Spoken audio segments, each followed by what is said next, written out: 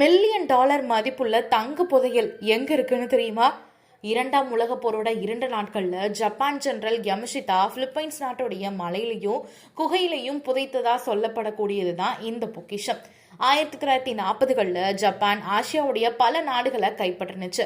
Malaysia, Singapore, Burma, Indonesia அங்கிருந்து தங்கம், வைரம், சிலை, பழமையான நகைன்னு எல்லாத்தையுமே குவிச்சாங்க. ஆனா அதை ஜப்பானுக்கு திரும்ப எடுத்துட்டு போக முடியல. அதனால ஜப்பானுடைய பிரபலமான படைத்தலைவர் டொமோயுகி யமஷிதாங்கிறவர் அந்த செல்வத்தை பிலிப்பைன்ஸ்ல புதைக்க உத்தரவிட்டாரு. குகை, சுரங்கம், ரகசிய சுரங்கப்பாதைன்னு இது எல்லாத்துலயுமே நகைகள் மறைக்கப்பட்டதா கூறப்படுது. சில இடங்கள்ல செல்வம் புதைத்த உடனே அந்த வேலை செஞ்ச சிப்பாய்களை அங்கே கொன்று விட்டதாகவும் சில கதைகள் இருக்கு. ஆனா இப்போ வரையும் அது எங்க இருக்கு அப்படிங்கிற தேடுதல் பயணம் தொடர்ந்துட்டு தான் இருக்கு.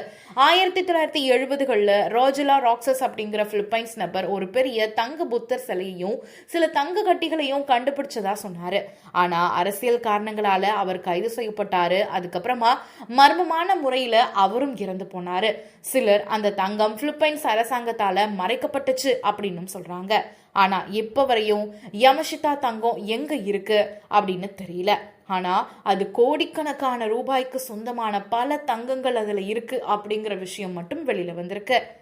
நீங்க என்ன நினைக்கிறீங்க? இந்த தங்க புதையல் நமக்கு கிடைக்குமா?